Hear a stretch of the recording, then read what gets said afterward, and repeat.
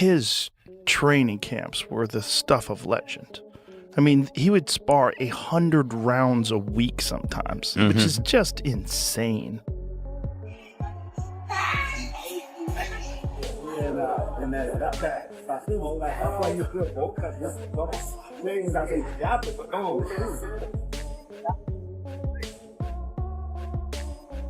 Yeah. So who do you like in Canelo versus Crawford? Well, I'm a giant Crawford fan because I think he's the best switch hitter since Marvin Hagler. I also think he's one of those guys that if you tell him he can't do something, he wants to show you and shock the world. 1,000%. Joe Rogan has reacted to Crawford's monster training for the Canelo fight.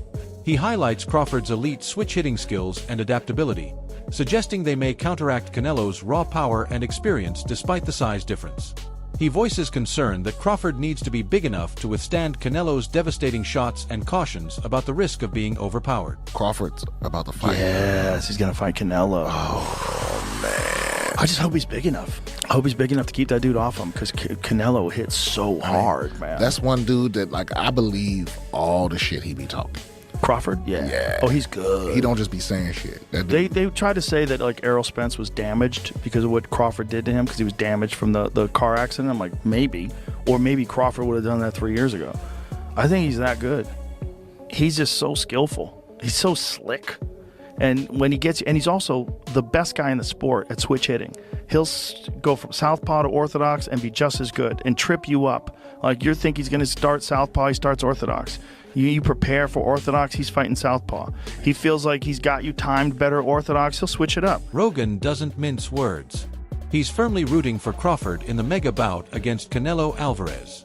On a recent Joe Rogan Experience episode with Jim Lampley, he was asked who he favors and without hesitation replied, Crawford, later explaining, I'm a giant Crawford fan because I think he's the best switch hitter since Marvin Hagler. I also think Canelo is slowing down. Rogan admires Crawford's slick footwork, adaptability, and strategic finesse, even while noting the daunting size and power difference Canelo brings to the ring. Which I think is really interesting, the Crawford-Canelo fight. Beyond interesting. Fascinating. Because how does Crawford compete with that size? Crawford is leapfrogging. He goes to super middleweight. 47 to 54 and now to 68. And the Madrigal fight in 54 is a difficult fight. Yeah. So who do you like in Canelo versus Crawford? Well, I'm a giant Crawford fan because I think he's the best switch hitter since Marvin Hagler. I also think he's one of those guys that if you tell him he can't do something, he wants to show you and shock the world. 1,000%. I also think Canelo is slowing down, and Canelo is more of a one-punch fighter now than the combination fighter he was when he was young. He uses strength and conditioning. There's very few fighters that just train using skill, just train skills. Like George St. Pierre did that for a certain period of his career. I wonder if there's anybody left in boxing who trains just using the gym skills. There were a lot of them when I was first involved in the sport who would never have touched a weight. Right. You know, they subscribed totally to the notion that was negative. Right. And the worst case, I mean, they definitely did calisthenics, but that was it. It was just body weight exercises,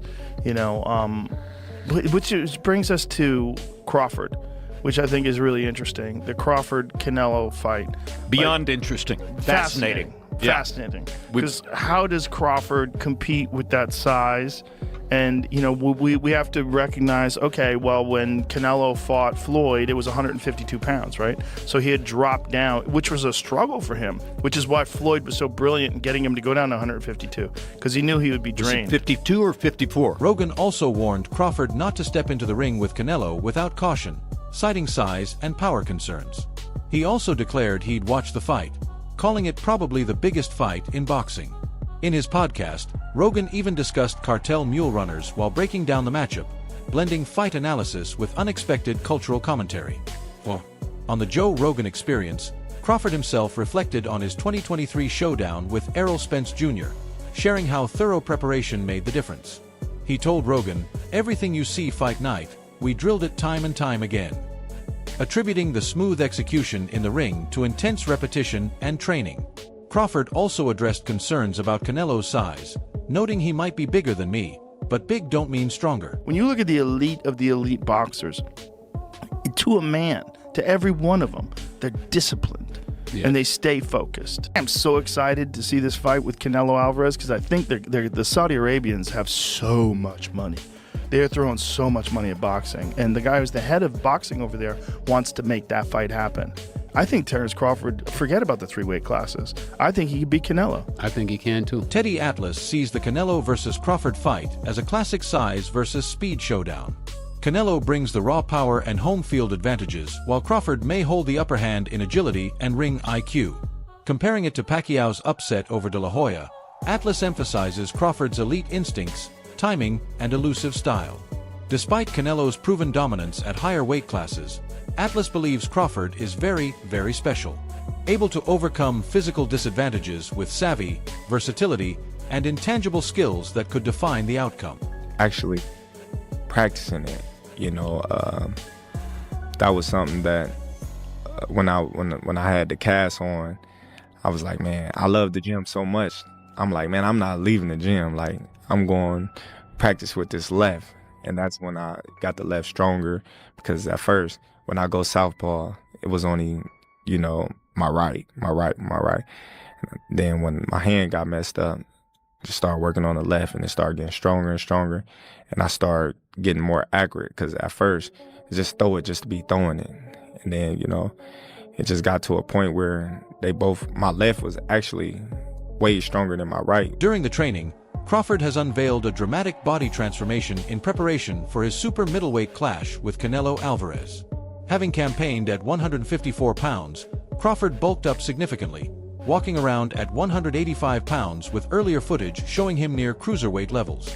Despite the added muscle, he remains lean and well-defined, showcasing the benefits of disciplined training and conditioning. However, not everyone is convinced.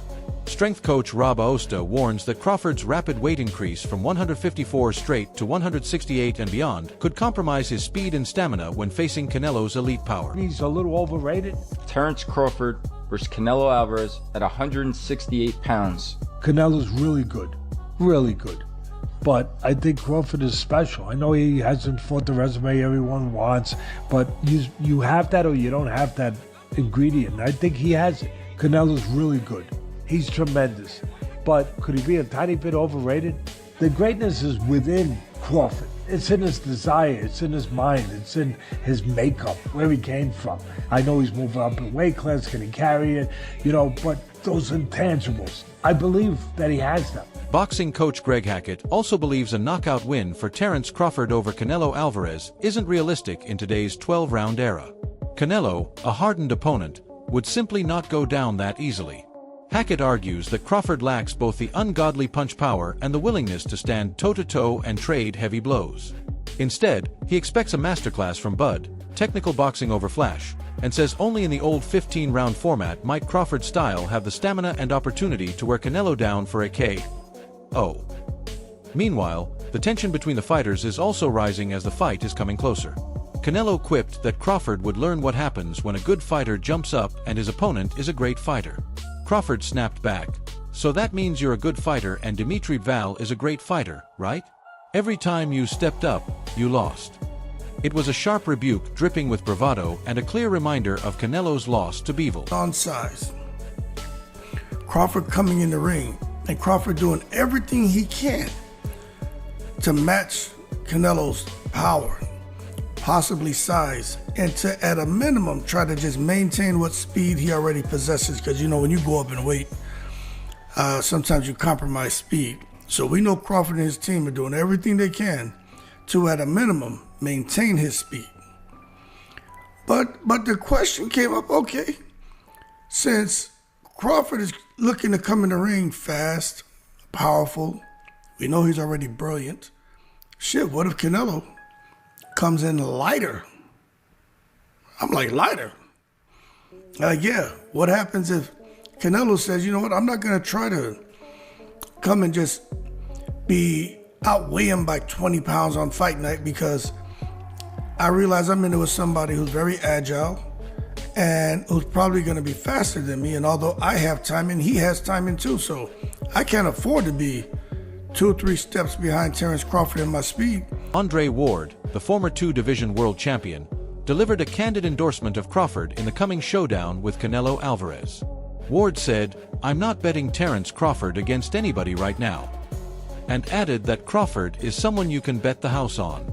Despite acknowledging the significant weight jump and danger of the matchup, Ward asserted that somebody would have to prove to him that they can break Crawford's will, and he hasn't seen anyone do that. How do you feel like he will do going against somebody like a Canelo at 168?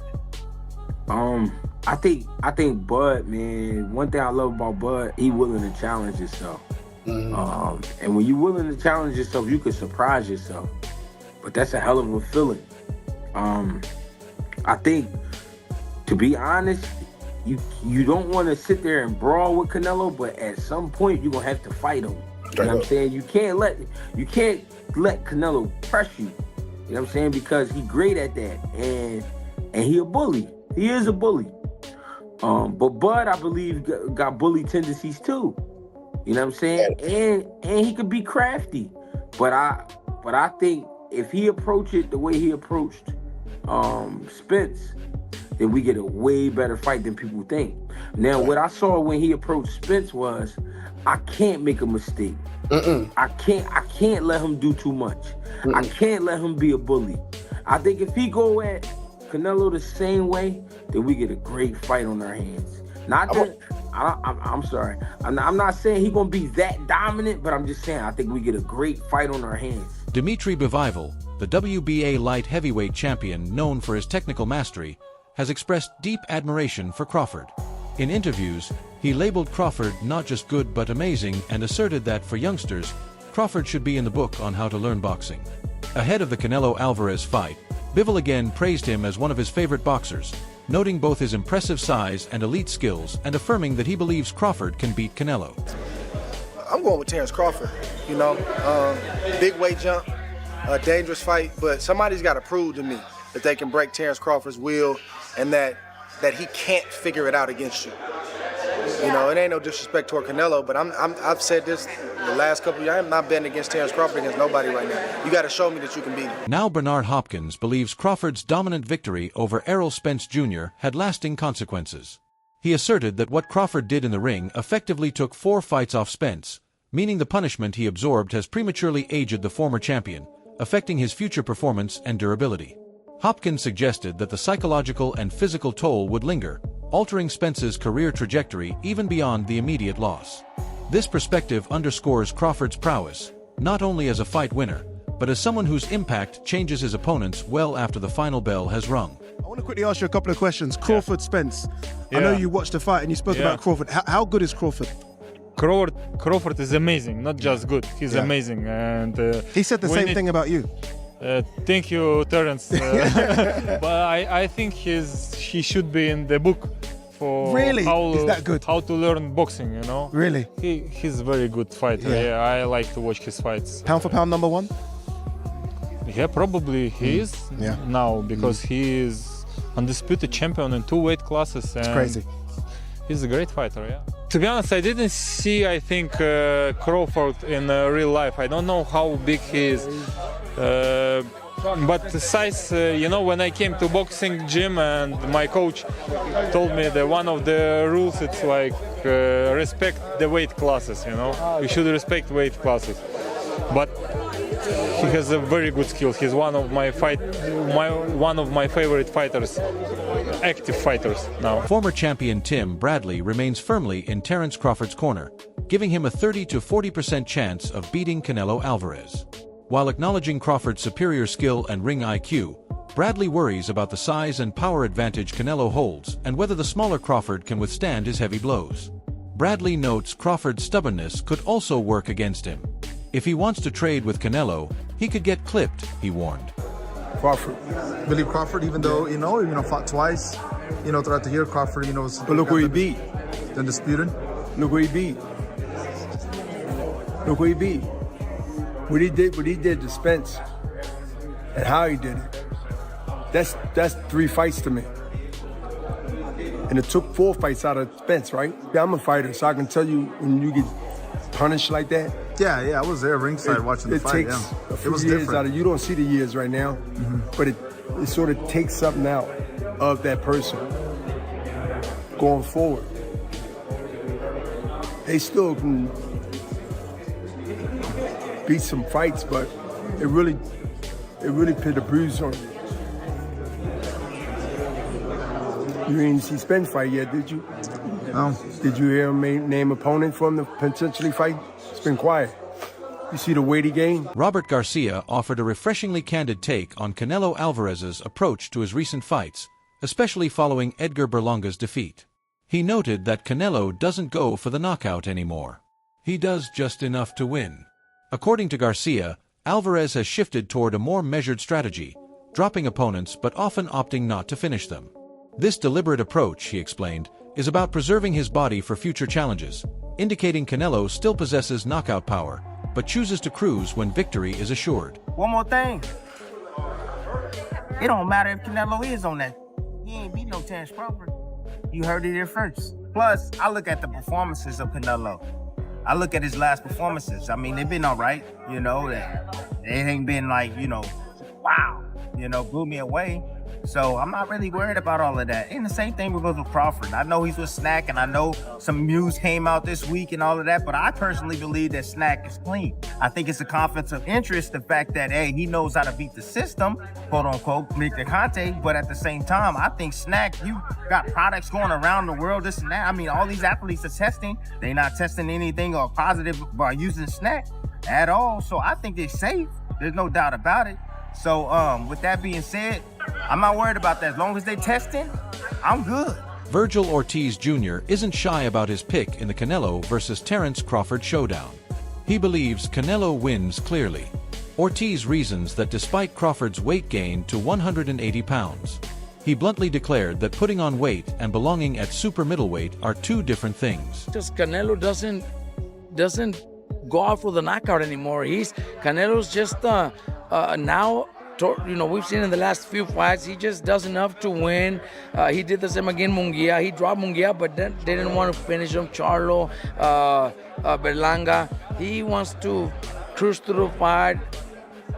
You know, he's up there, you know, and not in age because he's only like 33 or 34, but he's fighting since 15. He was 15, a lot of training camps, a lot of sparring matches. So all that takes a lot out of your body. So he takes care of his body too. So he doesn't go all out because he doesn't want to just finish his body. He knows he still has a few more years and a few big fights where he wants to take care of himself and not punish himself too much. That's why he hasn't been able to knock those guys out. Not because he can't. I think he just does enough to win. I think Shiraz also has great power, man. I think Shiraz has the power that nobody believed he had. Do you think Terence Crawford's training gives him the edge if he faces Canelo?